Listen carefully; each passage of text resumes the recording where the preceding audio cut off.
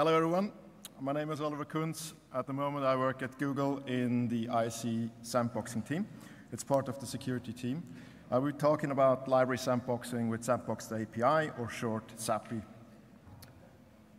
So this is the situation that we're talking about. We have a library that we don't trust. Usually that's a third-party library, but maybe it's also a first-party library that you know will be processing some random data from a user that you don't trust and you would just want to have a secure boundary around. We slap an RPC client around this and wrap this in a binary, and then eventually we run this in Sandbox2, which is a sandbox driver for SAPI.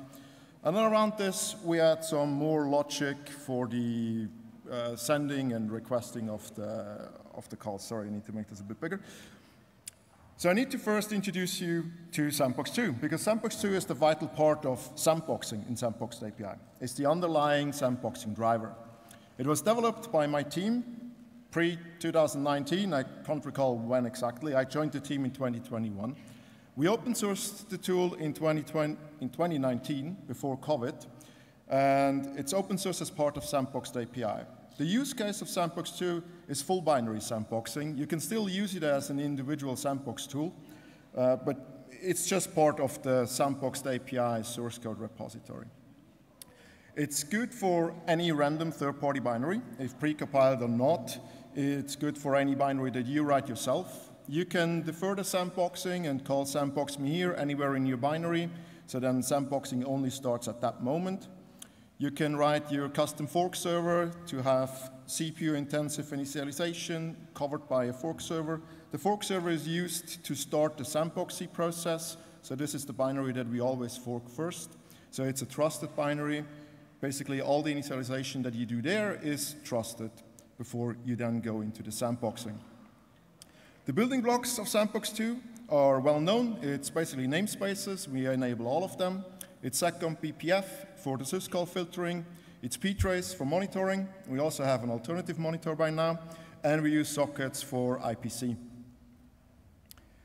We provide you a policy builder API.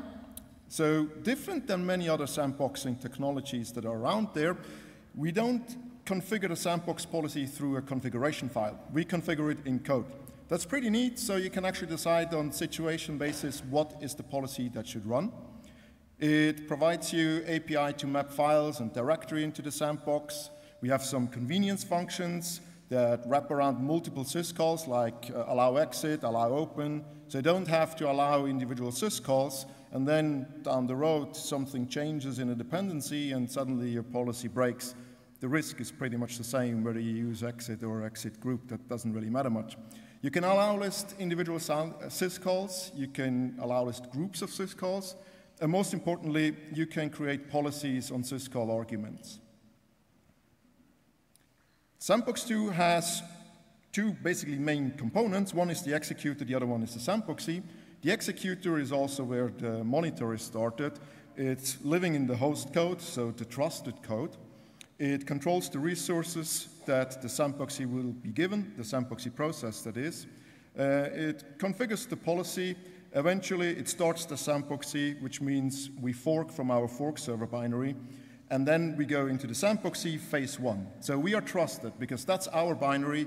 We know it, we control it, so nothing is really sandboxed. You're running in namespaces, but that's about it. Then either because you call sandbox me here or you directly want to sandbox, the executor sends over the policy, the RPC stop in the sandboxy in our fork binary takes the policy, applies it, so the syscall filter is now active, and now we're ready to replace the binary with the untrusted binary that we want to have sandboxed. That's phase 2. Now we are executing fully in the sandbox. So that was it, primer, Sandbox2. Now let's take a look at sandbox-bpf. So again, open source 2019 by the team. The use case here is individual library sandboxing. This product or this framework came about that the team at the time realized that lots of teams at Google took Sandbox2, created a smaller binary just around certain library calls, and then added this binary into Sandbox, wrapped it around the loop, and added some request and response logic to it. So my team thought that's actually a smart idea. We can provide a framework for that so that they don't have to write that many code anymore. And that's how SAPI was essentially created. The advantages here is, so before every team basically created their own sandbox. They were sandboxing the same libraries, but they all had to manage their own code and write multiple times pretty much the same code. That's wasted 3 hours. 3's cost a lot of time. So we went to a model where we basically have sandbox once and use anywhere approaches. We also reduced the syscall footprint of the binary that we need to allow list. So before, with the full binary sandboxing, we have to allow list every syscall that the benign operation of this binary will have to take. That's a lot. So we expose more of the kernel that we actually want to, or that we need to. With this approach, we shrink that footprint to just the syscalls that the code that we are concerned about actually needs for benign operations. It's good for untrusted libraries. It's good for wrapper libraries around multiple untrusted libraries. And it's good for just first-party libraries itself. So again, if you have first-party library and you just want to have this added security in depth to it, that you have a sandbox because you're not trusting whatever data is coming, it works for that as well. Disadvantage?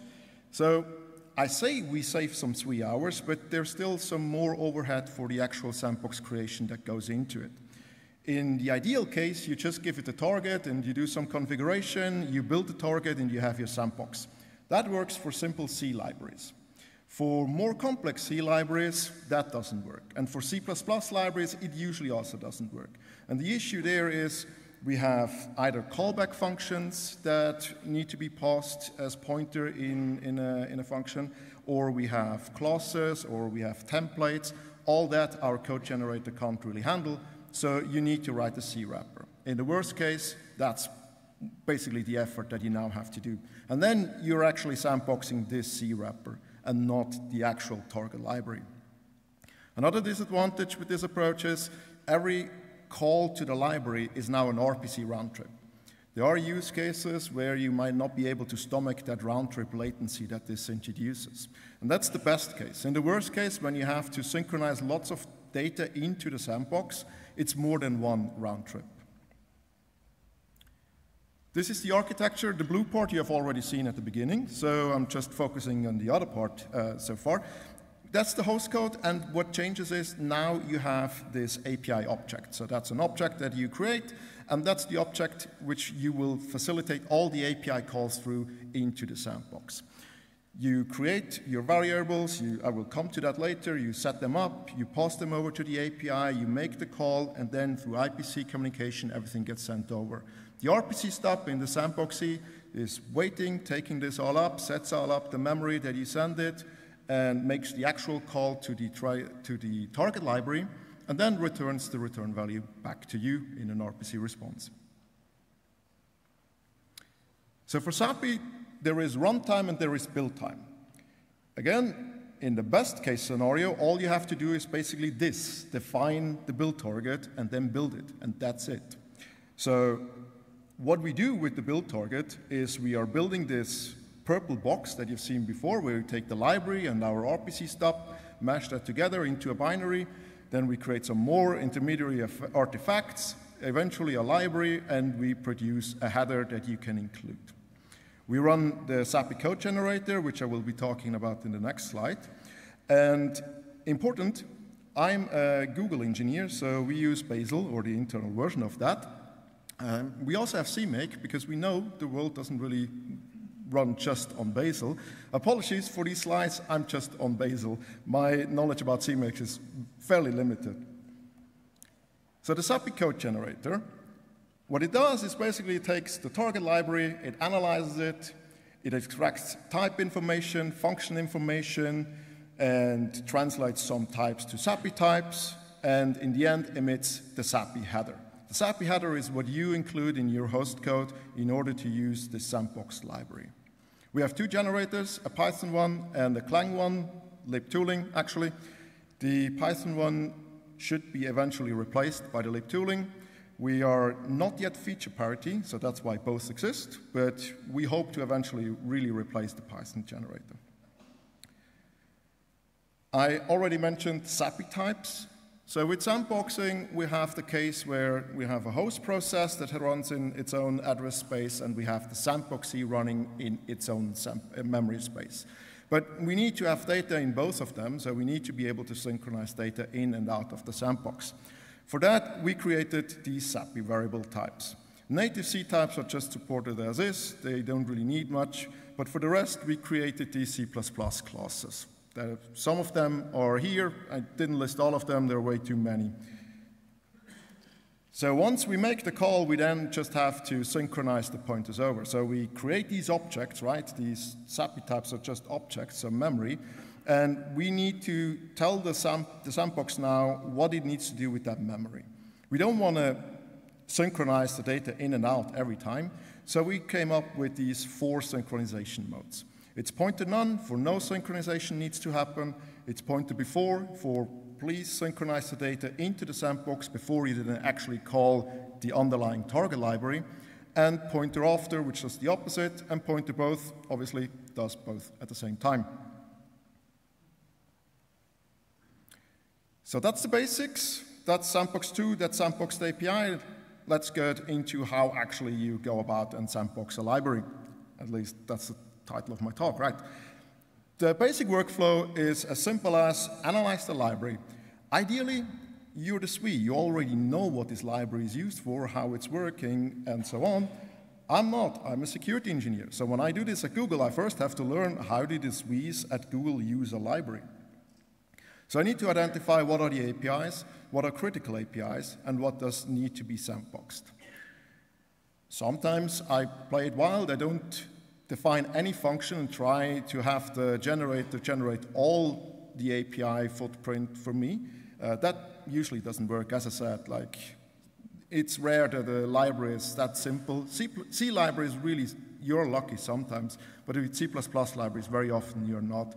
So very often I just go directly to writing the C wrapper, because by now I know what is the problem when the generator will fail. So I write the C wrapper and then define the C wrapper as my target and run it. This is an example that we're looking at now. This is written by my colleague, Christian Blichmann. There is a link in the slides. The slides will be provided after the talk on the website from the conference. This is a very good example because he created this when we had lots of interns during the COVID years doing internships and sandboxing libraries for open source. If you go through the commit history of this, you can actually see how to build up a sandbox library step by step. So this is really cool. Basically what you see here is the target library, the rod13 file function that we want to have sandboxed. We see we have an integer as a return value. We pass 2 pointers in. That's about as simple as it gets for this function. The return type, the return value of -1 is what we are really concerned about. Then we know something went wrong. Otherwise, it's just a time. We don't really have to care about that much. So in our build file, and those targets are now defined at the same time in the same build file, we first define the library for this rod13. That's fairly basic. If you know Bazel, and with CMake, it's probably very simple as well. And this is our SAPI library target, now in use. So the name is the target name. Basically, if you want to build a target or depend on a target, that's what you need for that. The functions list is, again, if it's empty, we try to generate the SAPI API for all of the functions. Here we say, no, we just want to have rod13 file, please. We pass the input files so that the generator knows where the function is defined. We have with the lib parameter the dependency of the target library, because it's in the same file, it just starts with colon. And the lib name is what we use to prefix the classes that we generate with the header generator. You see it in a second. That's as simple as is. So basically, once we built this, we have a sandbox ready to go into use. So that's the header. That's actually not that bad, but I made it a bit bigger. So we have the sandbox, as I said, under the hood, it's sandbox 2. So we create a class which basically starts for you the sandbox 2. You see here again, rod13, the lib name is what defines that part. Then we have the API class, which you will be using to create the API object in your code. It takes the pointer to the sandbox, because, again, it's what it needs. And that's the generated header for the generated function for the rod13 file function that we want. In the header, every function that gets generated there is a comment with the unsandboxed function declaration. So it's pretty neat. You can just look in the header file whether or not everything that you need was generated. The build output also tells you whether or not there is an error, but build output is quite verbose, so you might miss it. That's why usually I just check the output file. We see here the generator created an absol status OR of integer. Every time when we have a return value that is not void, it's absol OR. It's status OR. If it's void, it's just an absol status. This status is there because we are doing an RPC call into the sandbox and out. So you need to check whether or not that call failed. That's the first thing after an API call that you now have to check. You see the pointer types, pointer, input and output file, and we are here calling the underlying library, the unsandboxed library. So this is how we instruct the RPC client inside of the sandbox, please now make the call. That means everything that is linked into the binary, the sandboxy binary, you can call with that as well. Whether or not you expose it, that doesn't really matter.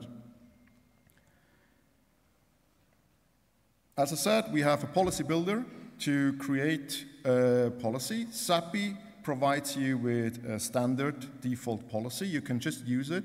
The issue here is we would like to share the file, the input file, and we would like to have a place to write the output file to. So we are extending the policy. But you could also just overwrite it.